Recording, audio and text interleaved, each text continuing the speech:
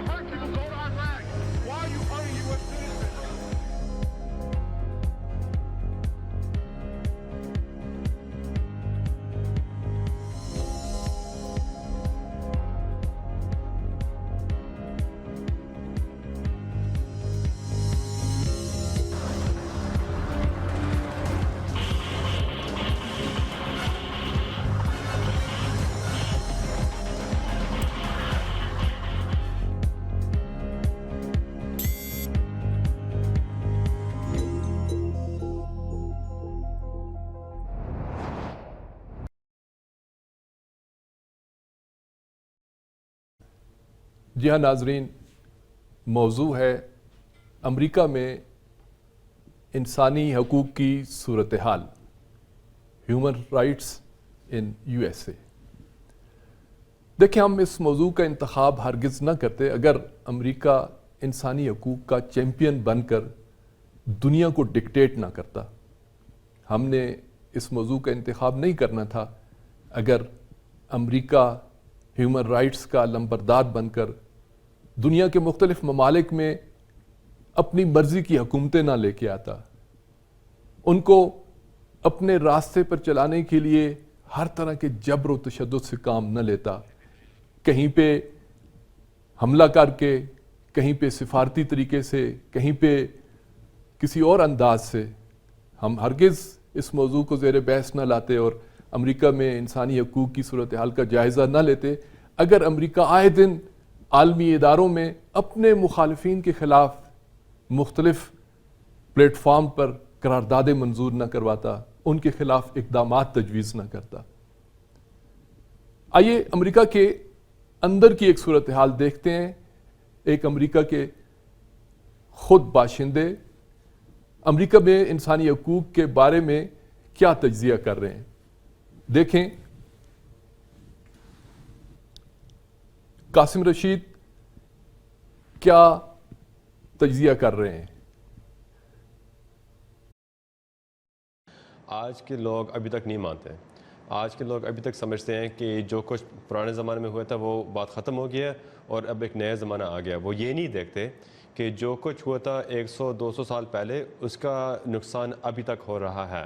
ابھی تک اس ریسزم کا امپیکٹ آج کل ہو رہا ہے, اور وہ کہاں پہ نظر آتا ہے؟ وہ امپلائمنٹ میں نظر آتا ہے, اسکول میں نظر آتا ہے, ہاؤسنگ میں نظر آتا ہے, ہر ایک امریکہ کی جگہ میں نظر آتا ہے. جن لوگوں نے آئین لکھا ہے امریکہ کا وہ لوگ خود سلیو ماسٹر تھے, ان کے اپنے سلیوز تھے.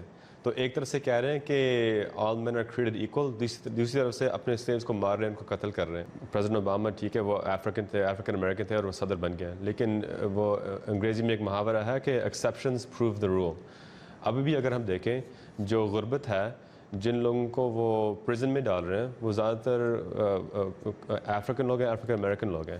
اور جو ابھی بھی اس ایڈمنسٹریشنز کے اصول ہیں وہ بھی مائیگرنٹس کو ٹارگٹ کر رہے ہیں, افریکنس کو ٹارگٹ کر رہے ہیں, اور جو مائنورٹیز ہیں ان کو ٹارگٹ کر رہے ہیں, جو پالیسیز ہیں وہ ٹارگٹ کر رہے ہیں.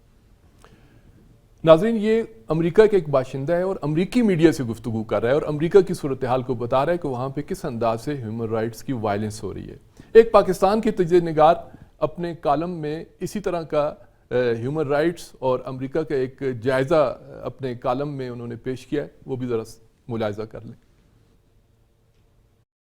چیمپئن, انسانی حقوق کے علم بردار اور مغربی تہذیب کے پرچم بردار امریکہ میں اس وقت سیاہ فام افراد کے خلاف جمہوری اکثریت کی نفرت کا ایک طوفان برپا ہے. سڑکوں, گلیوں اور بازاروں میں کالے اور گورے کے درمیان صدیوں پرانی دبی ہوئی عصبیت آتش فشاں کی طرح ایسی پھوٹی ہے کہ اس نے انسانی حقوق, برابری اور جمہوری اخلاقیات کے چہرے سے نقاب اتار کر پھینک دیا ہے, اور اندر سے جمہوریت اور انسانی حقوق کے چیمپئن امریکہ کا مکروہ چہرہ عیاں ہو چکا. امریکہ کا جو چہرہ اس وقت دنیا کے سامنے آیا ہے یہ بالکل نیا اور انوکھا نہیں ہے. امریکی سوسائٹی اور تہذیب کی بنیاد ہی کالوں سے نفرت, ان کے استحصال اور ان پر ظلم و تشدد سے عبارت ہے. 400 سالوں سے اس دھرتی پر سیاہ فام افریقیوں کی غلامی کا کاروبار جاری ہے. اگست 1619 میں افریقی علاقے انگولا سے 20 سیاہ فام افریقیوں کی ولندیسی یعنی موجودہ ہالینڈ کے گوروں نے اغوا کر کے برطانوی گوروں کے ہاتھوں بیچا تھا. جس دن ان کا جہاز امریکہ میں برطانوی کالونی ورجینیا کے شہر جیمز ٹاؤن پہنچا,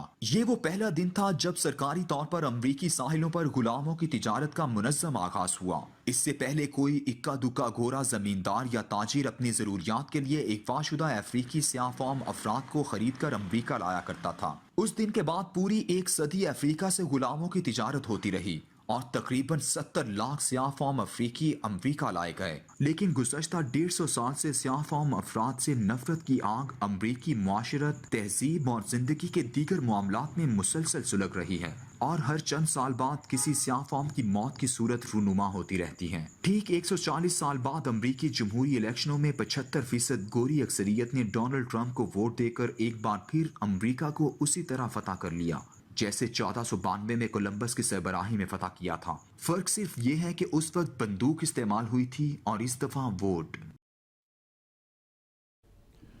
ناظرین, اوریہ مقبول جان صاحب نے اپنے کالم میں امریکہ میں ہیومن رائٹس کی وائلنس یا خلاف ورزی کی ایک تاریخی رپورٹ میں سمجھتا ہوں کہ اپنے کالم میں بیان کی ہے, آغاز سے لے کر اور ابھی تک کی جو صورتحال ہے.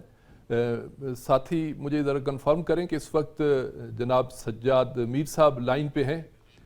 جی میں سجاد میر صاحب آپ کی خدمت میں سلام عرض کرتا ہوں. جی وعلیکم السلام. جی آپ کو ہم نے تھوڑا ڈیلے کیا, اس کے لیے معذرت خواہ ہیں.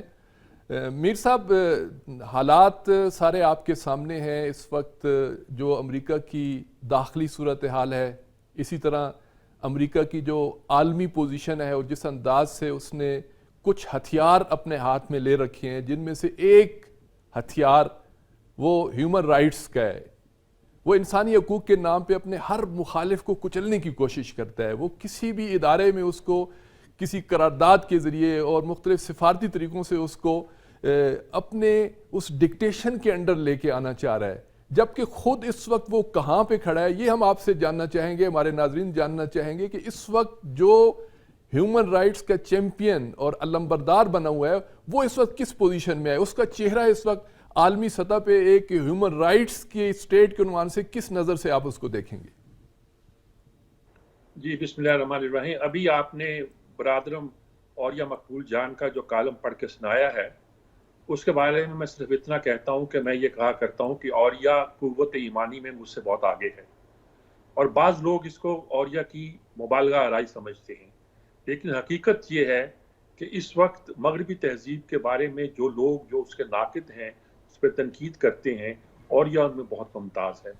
देखिए, बड़ी सीधी बात है, कोई लंबी चौड़ी बात नहीं है जिस पर हम कंफ्यूजन का शिकार हों, कि अभी 96 में एक तंजीम का गोया आगाज हुआ था जिसे हम न्यू कंजर्वेटिव कहते थे, न्यू कंजर्वेटिव, नौ कदामत पसंद या न्यू कॉन्स कहा जाता था।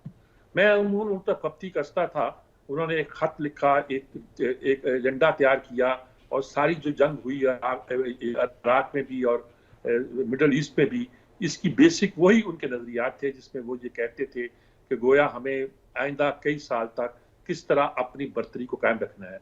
मैं कहता था वो इंपीरियलिस्ट है, वो फंडामेंटलिस्ट है, वो फाशिस्ट है। अमरीकी जो थे, अमरीकी सफारतकार जो यहाँ मौजूद होते थे, वो दो बातें तो मान लेते थे कि इंपीरियलिस्ट है और ये कि फंडामेंटलिस्ट है, लेकिन ये नहीं मानते थे कि वो फाशिस्ट हैं। मैं कहता हूँ फाशिज्म इससे ज्यादा क्या होती है कि आप कहें कि अगर अमेरिका की तहजीब जो है वो दुनिया की सुपीरियर तहजीब है, अमेरिका की वैल्यू दुनिया की सुपीरियर वैल्यू है, और उनको नाफिज करने के लिए अगर हमें ताकत भी इस्तेमाल करना चाह पड़े तो हम करेंगे। तो यही तो फाशिज्म है। और क्या जर्मन ने कहा था? जर्मन ने यही कहा था कि हम सुपीरियर लोग हैं, सुपीरियर रेस हैं, और हमें दुनिया पे हुकूमत करने का इख्तियार हासिल है। मगर इसको बढ़ते बढ़ते जब अब ट्रंप तक आया है, तो बहुत क्लियरली ये फाशिज्म की इंतहाई मिसाल बन के रह गया। यानी इसमें कोई शक नहीं है कि ट्रंप ने जिन सुपरनेशनलिस्ट को, उसको कहा जाता है वाइट लोगों की वो बालादस्ती का कायल है, मेक्सिको की दीवार बनाना चाहता है कि मेक्सिको लोग, आने वाले लोग जो है वो सफेद फार्म नहीं है, वो इमिग्रेंट का दाखिला रोकना चाहता है, वो साफ लफ्जों में कहना चाहता है कि ब्लैक्स जो हैं वो अमेरिका के माथे पर कलंक का टीका है, और उसके अहद में ये सारे काम हो रहे हैं कि अगर किसी वाइट स्पाई ने किसी ब्लैक स्पाई को किसी वाइट ने मार दिया, तो एक पूरा केस, एक कहानी जो है वो बन खड़ी होती है। तो इसके अलावा कि आप एक नस्ल की बर्तरी के कायल हों, इसके अलावा ये है कि बाकी दूसरे लोग जिन्होंने अमेरिका को बनाया और बनाने में बुनियादी किरदार अदा किया, उनके आप मुखालिफ हों, और इसके साथ ही आप कहते हो कि अमेरिका में आने वाले दूसरी कौमों के लोग जो हैं उनको दाखिले का इख्तियार नहीं होता। ये सारी बातें कहना, सोचना, करना ह्यूमन राइट्स की वायलेशन नहीं तो और क्या है, और वायलेशन भी उस हद तक है जिसे हम फाशिज्म कहते हैं। और ये न्यू कॉन्स जो उनका नजरिया था, उससे दो कदम आगे की बात नजर आती है। एक अड़ियल सा शख्स है जो मुंह में आती ये कहता जाता है, जो बात वो कहना चाहता है उसको एक ऐसी जबान में कहता है कि किसी महजब दुनिया में हो। ये मानना पड़ता है कि खुद अमेरिका के अंदर वो कुव्वत ताकत पकड़ रही है जो उनका असल चेहरा था और उन्होंने छुपा रखा था। ये अगर वाइट नस्ल की सुप्रीमेसी की बात है, तो अमेरिका तो कभी नहीं ये कहता था कि हम जो कहें नस्ली इम्तियाज के कायल हैं, नजर आ गया कि वो कायल हैं। अमेरिका नहीं कहता था कि यहाँ बसने वाले सारे लोग हैं वो बराबर हैं, अब साबित हो गया ऐसा नहीं है। तो आज भी ट्रंप अपनी मुहिम को, अपनी कैंपेन को इसी बुनियादी चीज पर आगे बढ़ा रहा है, आगे चला रहा है। ये अमेरिका के लिए भी खतरनाक है, पूरी दुनिया के लिए भी खतरनाक है। जी मीर साहब, आप लाइन पे रहिएगा, मैं दोबारा इसी मौजू पे कि किस अंदाज से ये पॉलिसियाँ उनके आइंदा इलेक्शन पे असरअंदाज हो सकती हैं, इस मौजू पे भी हम बात करेंगे। इस वक्त हमारे साथ लाइन पे मौजूद है मारूफ तजज़िया निगार जावेद सिद्दीक साहब। जावेद सिद्दीक साहब, अमेरिका हमेशा दूसरों पे इल्ज़ामात धरता है ह्यूमन राइट्स वायलेंस की, लेकिन उसकी निगाहें अपने मुल्क के अंदर या अपनी उन पॉलिसियों पे नहीं पड़ती, जिसकी वजह से मुल्की सतह पे भी और आलमी सतह पे भी इंसानी हकूक़ की पामाली हो रही होती है। इसके पीछे आप क्या वो बुनियादी नुक्ता देखते हैं कि क्यों वो अपने आप को इसके पीछे छुपा के दूसरों पे हमलावर होता है? देखिए, अमेरिका की शुरू से ये पॉलिसी रही है कि वो इंसानी हकूक की बुनियाद पर दूसरे ममालिक में माफ कीजिए, दूसरे ममालिक में मुदाखलतें करता रहा है। ये बात सब जानते हैं, पूरी दुनिया को इल्म है कि उसने कई ममालिक में हुकूमतों के तख्ते उल्टे, جمہوری طور پر منتخب حکومتوں کو اس نے اقتدار سے ہٹایا اور ان کی جگہ ڈکٹیٹرز کو لا کے بٹھا دیا. یہ بے شمار مثالیں. پھر اس کے علاوہ چونکہ یونائٹڈ نیشن سیکیورٹی کونسل میں امریکہ کا اور اس کے چند جو ساتھی ممالک ہیں یا حلیف ممالک ہیں ان کا بہت اثر ہے، تو وہ سیکیورٹی کونسل کو ایک ٹول کے طور پہ استعمال کر کے دوسرے ملکوں میں یونیلیٹرلی مداخلت کرتے رہے. اس کے نتیجے میں لاکھوں لوگ مارے گئے مختلف ممالک میں ان انٹروینشنز، ان مداخلتوں کی وجہ سے. وہ بھی ایک طرح سے انسانی حقوق کی خلاف ورزی ہے، جمہوری اصولوں کی پامالی ہے. خود اپنے اس کے ملک کے اندر جو ہے خاص طور پر جو یہ ٹرمپ ایرا ہے اس کے اندر جو سیاہ فام لوگ ہیں ان کے ساتھ جو رویہ اختیار کیا گیا، اور حال ہی میں جو ایک سیاہ فام کو کس طرح قتل کیا گیا اس کے خلاف ایک پوری مہم چلی اور پورے امریکہ میں تشدد کی لہر اٹھی. اور اس کے علاوہ وہ لہر جو ہے امریکہ سے نکل کے یورپ میں بھی آئی، اور پرانے دور کے وہ تمام اسٹیچوز یا مجسمے جن کو بہت زیادہ اہمیت دی جاتی تھی یا ان کی بڑی تاریخ میں حیثیت تھی، ان کو لوگوں نے، عوام نے غصے میں اس گرا کے پاش پاش کر دیا. پھر یہ ہے کہ جو وہاں پہ اقلیتیں ہیں، جو دوسرے رنگ کے لوگ ہیں، یعنی یہ حکومت جو ہے ریسزم پر بلیو کرتی ہے، ریسسٹ گورنمنٹ ہے، اور اس کی وجہ سے بے شمار جو دوسرے رنگ و نسل کے لوگ ہیں ان کے ساتھ اچھا سلوک نہیں ہو رہا. یہ تمام جو ہے خلاف ورزیاں ہوتی رہی ہیں، اور ان کی خود امریکہ کے اندر لوگ تنقید کر رہے ہیں، بیرون ملک بھی ان کی بڑی تنقید ہو رہی ہے اس ایشو پر.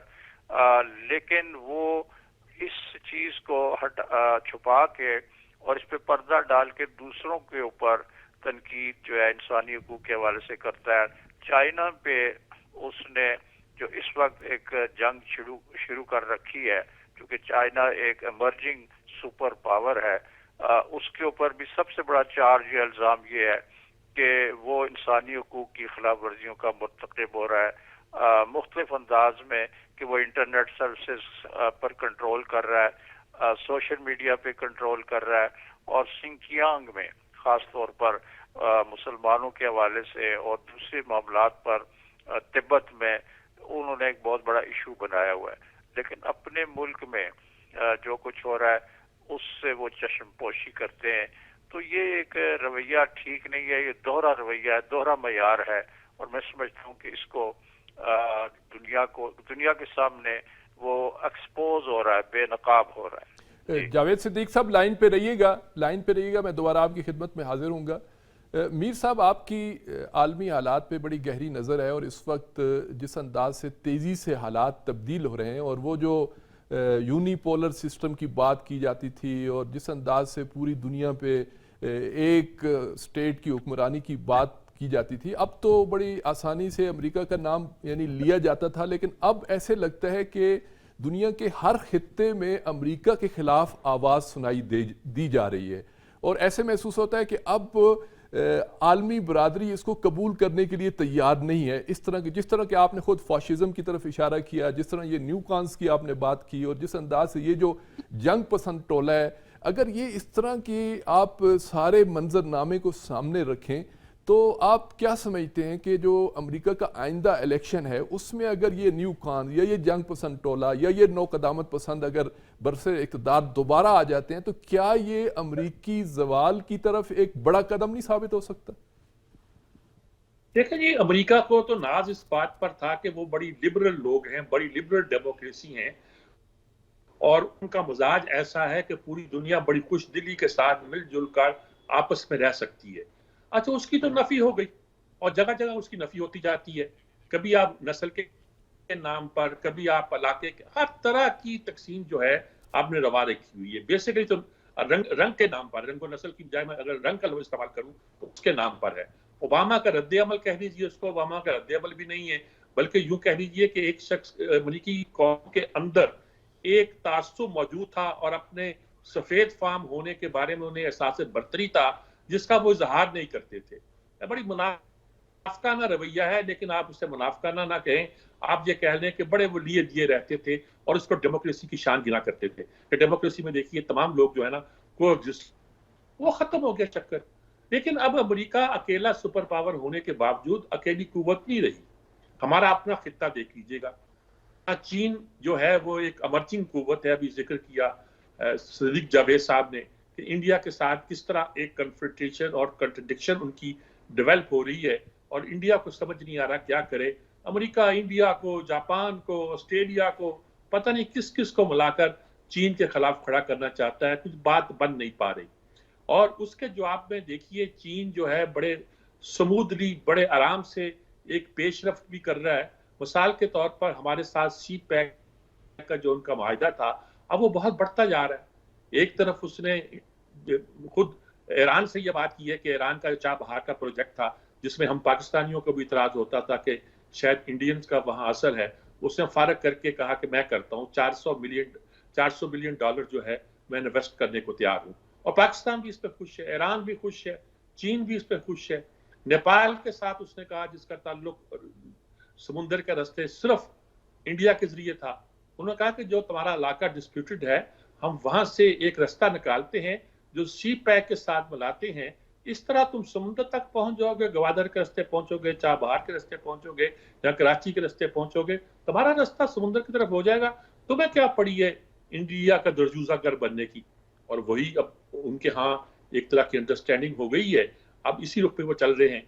तो एक ऐसे रवैये के साथ एक ऐसी पॉलिसी इमर्ज कर रही है जो इंटरफीयर कम करती है। हमें कई मामला पे चीन पे एतराज भी है, सिनकियांग के मामले में हो सकता है, हमें उनके ह्यूमन राइट्स की अप्रोच पे हो सकता है और बहुत सी चीज़ों पे हो सकता है। लेकिन एक बात दुनिया की, जब आप बरादरी में रहते हो तो बहुत सी चीज़ों पे अंडरस्टैंडिंग करनी पड़ती है। चीन के साथ इतनी अंडरस्टैंडिंग हो सकती है कि एक दूसरे के मफादात की निगहबानी की जाए और एक हद से आगे ना बढ़ा जाए। ऐसा होगा तो मेरा ख्याल अगर ईरान, पाकिस्तान, चीन और कुछ दूसरे खत्ते के ममालिक मिल जाते हैं और एक रास्ता भी बन जाता है तो मेरा ख्याल में अमेरिका की कुव्वत के लिए एक बहुत बड़ी ज़रब होगी। जी बहुत शुक्रिया मीर साहब, लाइन पे रहिएगा। सिद्दीक साहब, मैं आपकी खिदमत में ये अर्ज़ करना चाह रहा हूँ कि अमेरिका की ह्यूमन राइट्स वायलेंस की तारीख तो किसी से छुपी हुई नहीं है। अगर हम खुद खित्ते के उन्वान से देखें, आलमी सतह पे देखें, आप हिरोशिमा और नागासाकी से शुरू करें, वियतनाम के अंदर, अफ़गानिस्तान के अंदर, इराक़ के अंदर और ख़ुद ईरान के अंदर मुसाफिर तैयारों को गिराया गया, कई सालों तक जंग मुसल्लत की गई और मुख्तलिफ़ तरह की पाबंदियाँ पहले भी थीं, अब भी हैं। तो ये सारी चीज़ें मौजूद हैं और ह्यूमन राइट्स की वायलेंस के सब जो है वो एतराफ़ भी करते हैं। और लेकिन आलमी सतह पे जब हम देखते हैं तो जब भी किसी आलमी इदारे में ह्यूमन राइट्स की बात होती है तो अमेरिका सबसे बढ़ चढ़ कर ऐसे ममालिक के ख़िलाफ़ अपना मौक़िफ़ लेता है। लेकिन अभी हम जब से ट्रंप आए हैं तो हमने ये देखा है कि ख़ुद अमेरिका ह्यूमन राइट्स कौंसिल है जो यूएनओ की, उससे भी बाहर निकल गया है। तो आप क्या समझते हैं कि जो इसके दावे हैं ह्यूमन राइट्स के और ये जो स्टैंडर्ड जिसका पहले भी आपने जिक्र किया कि डबल स्टैंडर्ड्स हैं, वो एक तरफ दुनिया के लिए, दूसरे ममालिक के लिए और हैं और ख़ुद इस हद तक आमादा नहीं है कि वो यूएनओ की उस ह्यूमन राइट्स कौंसिल में रहे, तो उसके उस कौंसिल से बाहर जाने निकलने के क्या अहदाफ हो सकते हैं? उसकी वजह यह है कि अमेरिका के जो इक़दामात हैं दुनिया भर में मुदाखलत है, जो दूसरे ममालिक हैं उनकी सॉवरेनिटी या उनकी खुद मुख्तारी को की खिलाफ वर्जी करते हुए वहाँ मुदाखलतें करना और डिक्टेट करना अपने टर्म्स। और जैसे आपने कहा कि ईरान पर सैंक्शन लगा दी, जबकि दूसरे यूरोपीय ममालिक और कई ममालिक, चाइना भी उसमें शामिल है, रशिया है, वो नहीं चाहते कि ये सैंक्शंस लगें, लेकिन वो लगाना चाहता है। और इसके अलावा और भी कई इक़दाम हैं जो दुनिया भर में आलमी सतह पे वो उठा रहा है। उसके अपने जो रवायती हलीफ हैं, यूरोपियन यूनियन है और दूसरे ममालिक है, वो उसका साथ नहीं देते। उनको भी ये अंदाज़ा हो गया है कि ये इतनी नैरो अपने नेशनल इंटरेस्ट को परसू कर रहा है कि ये जो एक ज़माने में अमेरिका ये दावा करता था कि वो दुनिया की फ्री वर्ल्ड का लीडर है, اور جمہوری حقوق اور انسانی حقوق کا سب سے بڑا علم بردار ہے اور ان کو پروٹیکٹ کر رہا ہے ویزا وی کمیونسٹ کنٹریز. وہ اس زمانے میں سرد جنگ ہوتی تھی, سرد جنگ کا دور تھا, تو اس وقت یہ چیمپئن تھا. لیکن جب سوویت یونین کے حصے بکھرے ہوئے اور ایک نیا عالمی نظام وجود میں آیا تو ایک عرصے تک امریکہ جو ہے وہ ایک واحد سپر پاور تھا اور اس کا جو ہے ساری دنیا کا وہ ایک طرح سے چودھری بن گیا. لیکن جب اس کو نئے پاور سینٹرز بنے جس میں یورپی یونین کا ایک بڑا بلاک بن گیا, چائنا ایک نئی سپر طاقت کے طور پر ابھر رہا ہے, روس نے بھی جو اپنی ابتدائی مشکلات تھی کمیونزم کے فال کے بعد یا اس کے ختم ہونے کے بعد ان پر بھی قابو پا لیا اور روس بھی اب ایمرج کرنے لگا ہے as a significant global power. So یہ ساری چیزیں جو ہے مل کے امریکہ کو اندازہ ہو گیا ہے کہ اس کا یہ جو یونیلیٹرلزم ہے یہ نہیں چلے گا. دنیا اب ملٹی لیٹرلزم کی طرف چل رہی ہے اور بڑھ رہی ہے, اور اس وقت جو ہے امریکہ کو بڑے چیلنجز کا سامنا ہے. ایک تو چین کے ساتھ جو اس نے جنگ شروع کی ہوئی ہے تجارتی, اس سے بھی اس کی حیثیت کو بڑا نقصان پہنچا ہے گلوبلی عالمی سطح پہ. اس کے علاوہ اندرون امریکہ یعنی امریکہ کے اندر جو کچھ ہو رہا ہے اور جس طرح کا ریسزم اور یہ جو ٹرمپ اپنے ساتھ ایک نئی سوچ لے کے آئے, وائٹ سپرمیسی جو ہے سفید رنگ کے لوگ جو ہے سفید چمڑی والے امریکنز ان کی بالادستی قائم کرنے کی کوششیں اور دوسروں کے حقوق کو پامال کرنا, اور باہر سے آنے والے جو لوگ ہیں, ایک زمانے میں امریکہ اس بات پہ فخر کرتا تھا کہ we are a country of immigrants, کہ ہم وہ قوم ہے, وہ ملک ہے جو باہر سے آنے والے لوگوں کی وجہ سے یہ اتنی بڑی طاقت بنے. اب وہ کہہ رہا ہے میں پابندی لگاؤں گا. مسلمانوں کے بارے میں اس کا رویہ جو ہے وہ بھی بڑا نفرت انگیز ہے. سو یہ ساری باتیں, اور اپنے ملک میں جمہوری حقوق کو بھی, اور خاص طور پر امریکی میڈیا جو ہے وہ بہت تنقید کر رہا ہے ٹرمپ کی پالیسیز کے اوپر کہ وہ کس طرح ان کو بھی سپریس کرنے کی کوشش کر رہا ہے. اگر اس کی تعریف کی جائے تو وہ کہتا ہے یہ اچھا میڈیا ہے اور پازیٹیو ہے, اور اگر اس پر تنقید کی جائے اس کی پالیسیوں پہ تو وہ اس کو برداشت کرنے کے لیے تیار نہیں ہے. یہ سب چیزیں جو ہیں اس کو ایکسپوز کر رہی ہے امریکہ کو. جی صدیق صاحب بہت شکریہ, آپ نے پروگرام میں ہمارا ساتھ دیا. میں 1.5 منٹ ہے ہمارے پاس سجاد میر صاحب, میں آپ سے ایک یہ سوال آخر میں کرتا چلوں کہ کیا خطے میں اور عالمی سطح پر ہیومن رائٹس کی وائلنس کے خلاف کوئی مضبوط اور توانا آواز یا کوئی موومنٹ آپ کو نظر آ رہی ہے؟ نہیں جی, ابھی اس طرح تو نہیں ہے. اس بار ہم یو این او کی وہ جو ہیومن رائٹس کونسل ہے اس کے دوسری بار ممبر بنے ہیں. حالانکہ یورپ والوں نے جن ملکوں کو بلیک لسٹ ایک طرح کا بلیک لسٹ ہی کہہ دیجیے, یہ کہا تھا کہ ان کو ووٹ نہ دیں, اس میں پاکستان بھی شامل تھا اور شاید چین بھی تھا اور شاید سعودی عرب بھی تھا. سعودی عرب کو تو ووٹ ملے نہیں, پاکستان کو مل گئے ہیں. ہم اس پہ خوش ہیں اور سوچتے ہیں کہ شاید دنیا کو احساس ہو گیا ہے کہ کشمیر کے مسئلے پر ہمارا سٹینڈ جو ہے وہ اس وقت میننگ فل ہے, اور ہندوستان جو وہاں کر رہا ہے کشمیر کی ریاست کو غصب کر کے اپنے اندر ضم کر کے جو وہاں ظلم طاری کر رہا ہے, محاصرہ میں رکھا ہوا ان لوگوں کو, وہ غالباً اس پر سوچ بچار کرنے کی ضرورت ہے. لیکن مجھے لگتا نہیں ہے کہ قوموں کے جو مفادات ہیں ان مفادات کی وجہ سے اس میں کوئی بڑی تبدیلی پیدا ہو. ایسی تبدیلی جس کو ہم مانوی تبدیلی کہہ سکیں مجھے ابھی دکھائی نہیں دیتا. لیکن بہرحال ہمارا کام سٹرگل کرنا ہے, اور اس سٹرگل کے نتیجے پر نتائج ضرور انشاءاللہ میرا رب پیدا کرے گا اور ہم مطمئن ہو کر اس دنیا سے رخصت ہو سکیں گے. جی میر صاحب بہت شکریہ, بہت نوازش, آپ نے پروگرام میں ہمارا ساتھ دیا. جیسا کہ میر صاحب بھی ذکر کر رہے تھے کہ ہیومن رائٹس کونسل میں پاکستان شامل ہو چکا ہے. سعودی عرب کو ووٹ نہ مل سکے, کیوں نہ مل سکے یہ خود ایک موضوع ہے. انشاءاللہ اس پہ ہم اگلے پروگرام میں تفصیل سے گفتگو کریں گے. تو آج کا منظر و پس منظر اپنے اختتام کو پہنچتا ہے. اگلے ہفتے پھر حاضر ہوں گے. خدا حافظ و ناصر.